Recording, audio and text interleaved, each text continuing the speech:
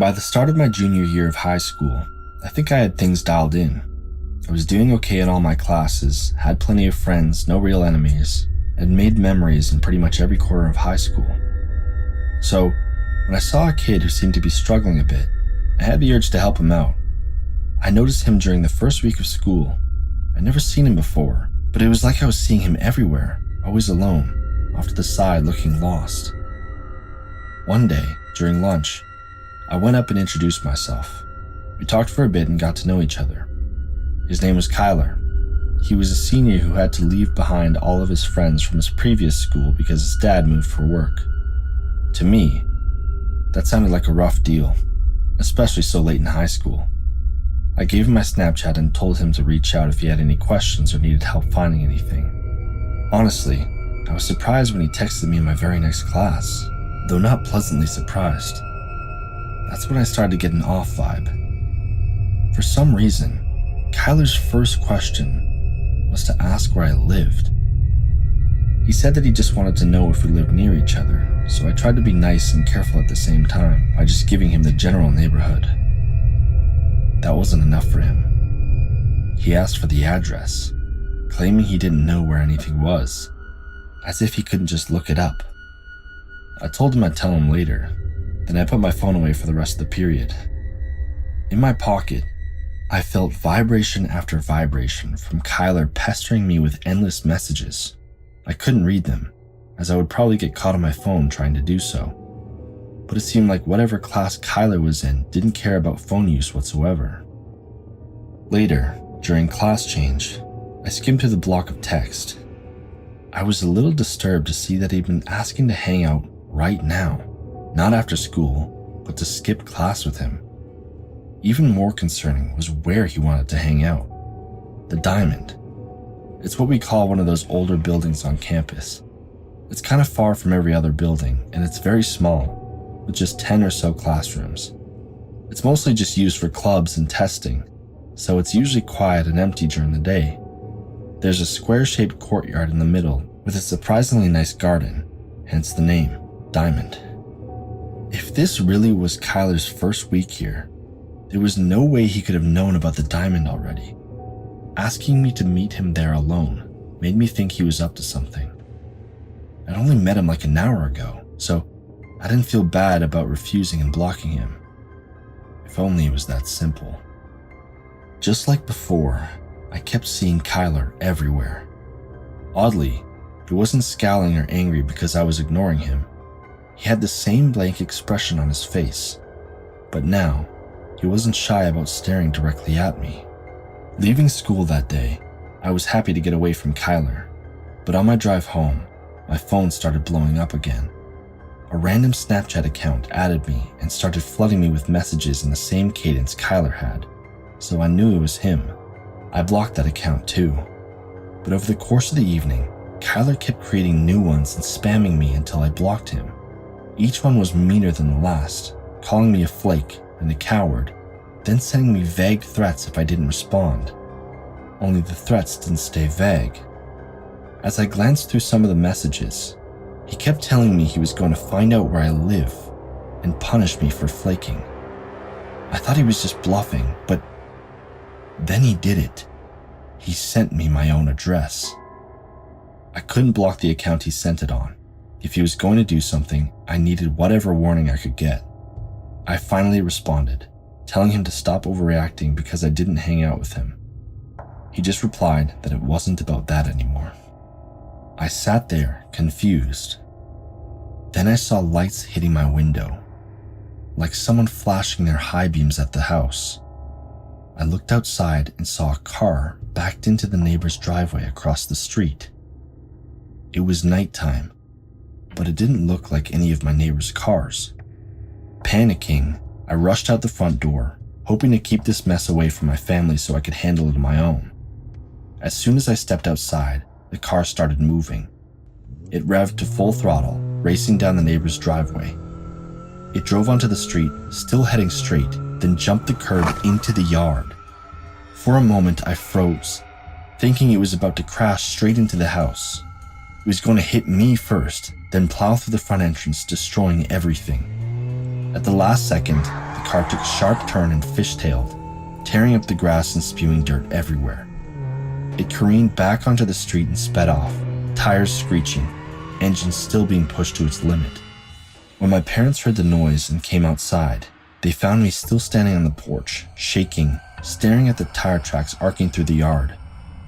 I was too scared to even look at the tags on the car that made them, but I knew who was driving it. Kyler. That night, we called the police, who reported it to the school. The next day, I got called into the office. I expected to be confronted by Tyler, but he was nowhere to be found. Literally. The principal told me they looked for him, but there was nobody with that name or description at the school. He was never enrolled at all. The whole time, he was just posing as a student, spying on kids and collecting information. But for what possible reason? I don't know if I just fell into his trap, or if I was the target from the beginning. The only thing I'm sure of is that something bad would have happened to me if I had followed him to the diamond. In my sophomore year of high school, I had my first encounter with a stalker. On a boring Monday morning, I sat at my usual spot in second period. As the bell rang, I noticed my friend Ileana, who always sat next to me, was absent. And there was a kid I had never seen before standing awkwardly by the teacher's desk. Before beginning the day's lesson, the teacher made an announcement, introducing the boy as a new student who had just transferred from a different school. His name was Wallace, or Wally for short. Since Ileana was absent, the teacher told him he could sit next to me. I wasn't happy about it, but I tried to be nice and introduce myself. His face lit up when I spoke to him, which made me think I was doing a good thing. In hindsight, I wish I had just ignored him. Almost immediately, Wally went from stiff and silent to not shutting the hell up. He kept talking to me during class, loud enough for everyone to hear, causing enough disruption that the teacher had to tell him to be quiet multiple times. He even followed me to my next class, but thankfully he wasn't in it. I complained about him to the girls in third period, though of course, nobody had heard of this kid yet, so they didn't understand how annoying he was. Come lunchtime, the friends I sat with saw everything. About 5 minutes after I got to my table, Wally showed up completely uninvited and plopped down right next to me, literally pushing one of my friends out of the way. I swear, we told him he was way out of line, but he took it as a joke, saying he had to sit with us because I was his best friend. He went on and on about how we had talked all through second period, which is technically true, but not in the way he made it out to be.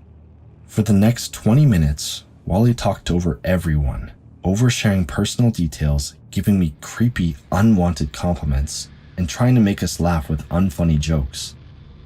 By the end of lunch, all my friends understood that I had essentially been cursed. They walked with me to my next class, but Wally walked with us. I was half worried, half hoping that his attention might fall onto one of the other girls, but I had no such luck. Over the course of the day, in each class I entered, I silently begged that Wally wouldn't be in it. I was terrified that he'd be standing stupidly in front of everyone again, this time beaming at me like a wax figure come to life. But it seemed like we only shared one class. However, on my walk home, I discovered that I wouldn't just have to worry about him at school. I had traveled 1 or 2 blocks from the campus when suddenly I heard someone running up behind me. I turned around in fear that I was about to be trampled or stabbed or kidnapped. But then it was just Wally, which was not any better. Already drained, I asked him what he was doing. He claimed he was walking home in this direction too. Then he saw me and decided to catch up. I knew this was all a lie, as he had just transferred schools, which meant he probably didn't even live nearby. Sadly, I couldn't outrun him or knock him out, so I pretended he wasn't there and kept walking home. He was talking my damn ear off the whole time, but I just kept nodding and giving one-syllable answers. When I got in front of my house, I jumped off the sidewalk into a full sprint, racing across my lawn to get inside and lock the door before he could catch up. I knew it was no use saying goodbye or come back later. Like the stubborn creep he is, he came up to my door and knocked several times, asking me to come outside. Nobody else was home, so I stayed silent, hoping he could take one simple hint. Eventually, he left, but I knew I had made a mistake. I panicked and led him to my house. I was well aware he would be following me home every single day from then on out, but I didn't even have to wait that long. Later that night, I was laying in bed when I got a message on my phone. It was Wally. He found my social media accounts. But the worst part is, his message said, "Look outside." I kept thinking, no, this can't be happening. But I peeked out my window and saw him standing on the front lawn. He noticed me immediately, then sent a flurry of new messages telling me to join him. It was the middle of the night. I had to assume he'd been watching my house all day. His annoying antics had become a serious threat, and I wasn't that stupid. Instead, I got my dad and told him everything. He went out there and told Wally off. Then he said he'd be taking me to school the next day and talking with the principal. As a precaution, I set all my accounts to private and blocked Wally on everything. But I was certain I'd still see him in the morning. To my surprise, he wasn't there during second period. I later found out the school was taking my accusation very seriously. Apparently, Wally had a pattern of obsession, which had turned violent at his previous school. This was his last chance to go to a normal school before being sent to an alternative academy, a chance he blew on his first day simply because I made the mistake of being polite. I'm thankful to my dad for stepping in, but he must have put a hell of a lot of pressure on the school for them to take action as quickly as they did. That said, this experience still terrifies me. I know it was relatively brief, but if this is what it's like being stalked for just one day, I can't imagine what it does to someone to deal with this for months, even years. I should be careful what I say though, as this might not be over for sure. Pretty soon, Wally will be old enough to drive a car. He still knows where I live. There's nothing stopping him from coming back. I just finished my final year of high school. Out of all the bullying, failed tests, and creepy teachers, there's one encounter I know I will always think about when I look back at everything that went down in that place. It started on a Friday night in December. I wasn't usually there that late, but I was taking a practice midterm for one of my tougher classes at school. There were a handful of other students taking the practice exam that night, including a friend of mine.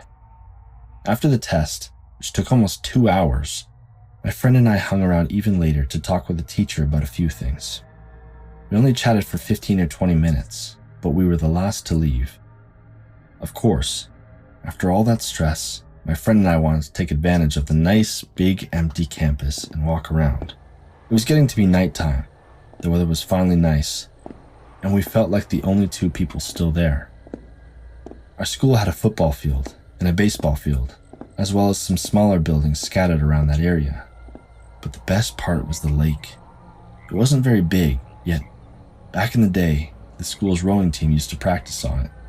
A long time ago, the team moved to a different, larger lake farther away, but the old abandoned boathouse was still around, just a tiny, dilapidated building slowly rotting away on the lakeshore. Given that this was a small trek from the main school area, lots of kids would go there to skip class and get up to all sorts of stuff. My friend and I didn't have anywhere to be, so we decided to check it out. When we got there, we were disappointed to see the school had replaced the padlock on the door. It was always going back and forth between kids breaking in and the school putting on new, sturdier locks. However, that hadn't stopped people from using the spot to engage in their vices. They just hung out right outside. The ground was littered with garbage, cigarette butts, roaches, even condom wrappers, and yes, used ones too. Far from the most glamorous hideout, for sure. But my friend was getting a kick out of it, filming the mess of evidence to post on his Snapchat story. I found it less amusing and honestly kind of sad, so I looked away into the small plot of woods opposite the lake With the last bit of light dying out, I didn't expect to see much. I was thinking to myself it was probably time to go home and get away from this degenerate cesspool, but in the middle of that thought, my eyes caught something. A figure. A person.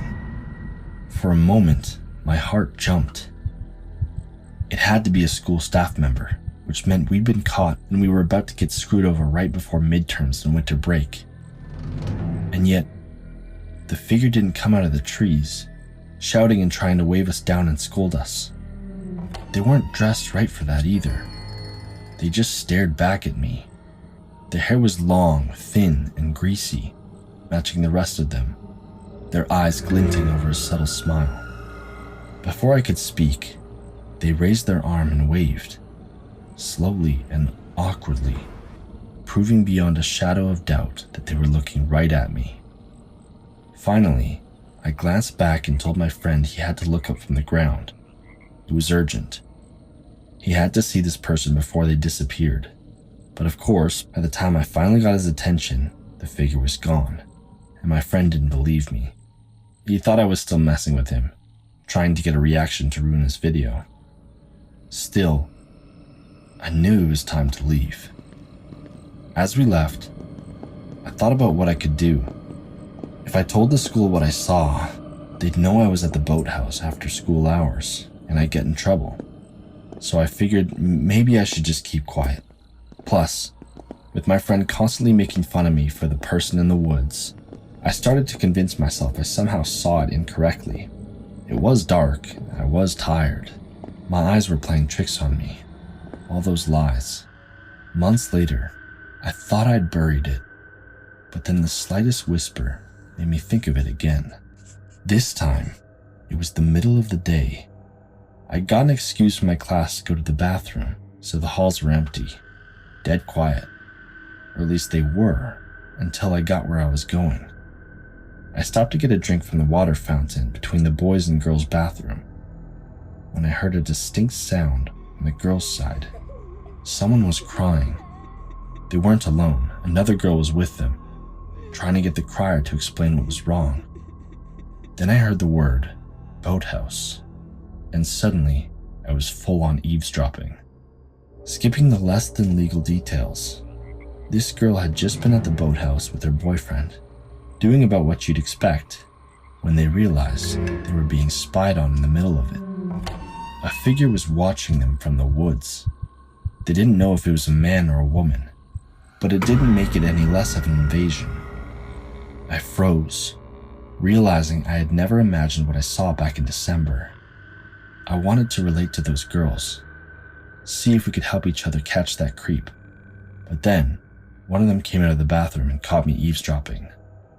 In an instant, I became the creep for listening in on them, probably looking like I was about to walk into the girls' bathroom, and I knew they would never want my help. The best thing I could do was apologize and walk away before that girl thought I was any more involved. After that, though, I felt terrible. Had I reported what I saw, maybe the girl who was crying wouldn't have been exposed. To put my conscience at rest, I decided to call an anonymous tip to the police that night, but I never found out if anyone was arrested. All I know is I avoided that entire side of campus like it was radioactive, and I'm sure as hell glad I don't go to that school anymore.